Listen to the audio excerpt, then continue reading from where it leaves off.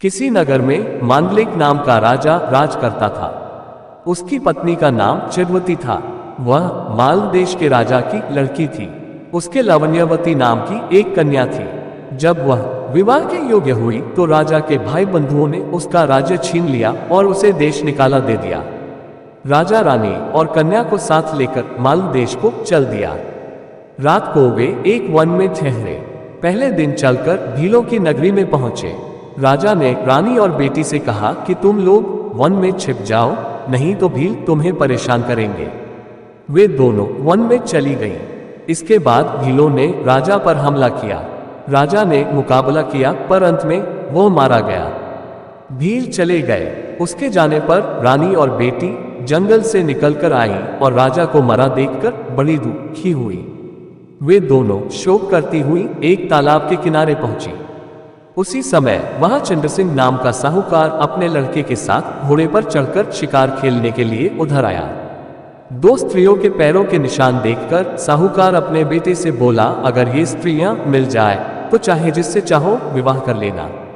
लड़के ने कहा, छोटे पैर वाली छोटी उम्र की होगी, उससे मैं विवाह कर लूंगा, आप बड़ी से कर ले।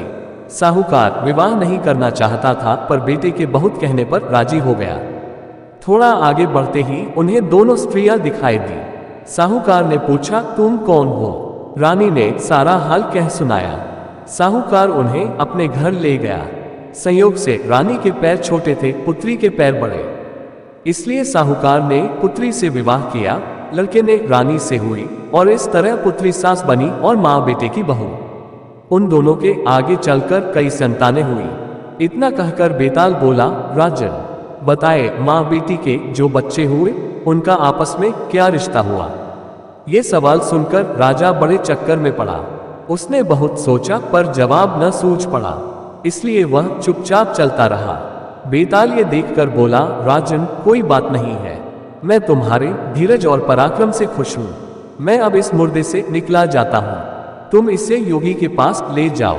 जब वह तुम्हें इस मुर्दे को सिर झुकाकर प्रणाम करने को कहे तो तुम कह देना कि पहले आप करके दिखाओ। जब वह सिर झुकाकर बतावे तो तुम उसका सिर काट लेना। उसका बलिदान करके तुम सारी पृथ्वी के राजा बन जाओगे। सिर नहीं काटा तो वह तुम्हारी बलि देकर सिद्धि प्राप्त करेगा। इतना कहकर बेताल चला गया और राजा मुर्दे को लेकर योगी के पास आया।